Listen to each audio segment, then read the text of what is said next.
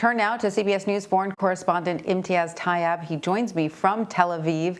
Hi, Imtiaz. So how are things looking there right now? What's the very latest you can report?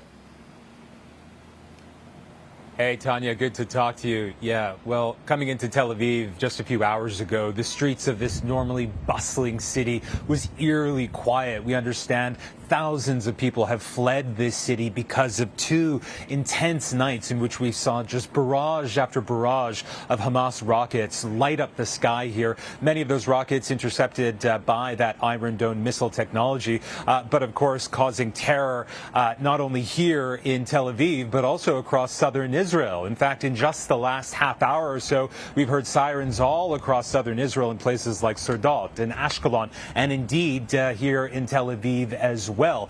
But with those rockets that are fired from Gaza, we also have intense airstrikes from Israel. Today, we've seen a number of intense airstrikes by the Israeli Air Force inside of Gaza, some so powerful a 12-story building was reduced to rubble. Other parts of the Gaza City, again, reduced to rubble, just huge craters there. And it really just underscores how tense this situation is, how fever-pitched things are, and just how much violence there is on both sides of that wall which separates Gaza and indeed Israel. But in the background of all of this, of course, we have that huge death toll in Gaza and indeed increasing here in Israel. We have real tension inside of Israel in what's known as mixed towns. These are towns where Israelis and Palestinians have lived alongside each other for decades, neighbors. And yet over the last few nights, we've seen extraordinary violence in places like Lod,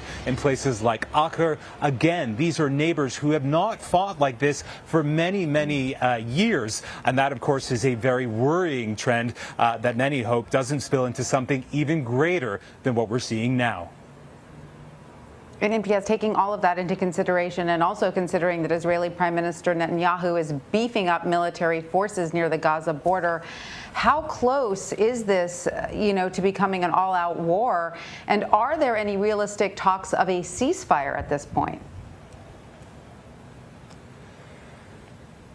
Tanya, I mean, that's a tough one. I mean, is this a war? Is this not? I mean, it has all the hallmarks of a war. You have intense fighting, you have casualties, and really you have two sides who are just digging in. Prime Minister Benjamin Netanyahu saying that this is not going to be a quick fight. Hamas saying that they are going to keep fighting, that they're going to keep firing their rockets, going far as saying that they want to see something called a third intifada. An intifada, for those who don't know, is an uprising. The last one we had lasted from the year 2000 to 2005, and it was a horrible 5 years in which we saw extraordinary violence in parts of Israel and indeed in Palestinian territories, and it really just drove a huge wedge between these two sides, which of course have been fighting for so long.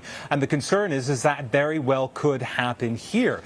Now, as you mentioned, there are attempts being made in the background for some sort of a ceasefire. We understand Egypt, which of course shares a border with Gaza and Israel, who normally tries to get involved with ceasefires, has been trying. We know the Gulf country of Qatar is also trying to get involved. But at this stage, we just are hearing from the Israeli Prime Minister, who again says that, listen, we're going to keep fighting, that this is something that's not going to end quickly, that they're determined to show Hamas not only their might, but to prevent another situation from this from happening again. But all eyes are on Washington. And indeed, President Biden, he's come under a lot of criticism for what's been described as a sluggish response to this crisis. We understand that the Secretary of State is going to be sending a number of diplomats here to try to calm things down, to try to bring these warring factions together, to kind of come up with some sort of solution to de-escalate matters. But as it stands, it looks like the fighting is only going to continue. And here we are yet again with yet another night where many people are living on edge, fearing for just more violence, more airstrikes, and more rockets. Tanya. Imtiaz Tyab in Tel Aviv, thank you so much.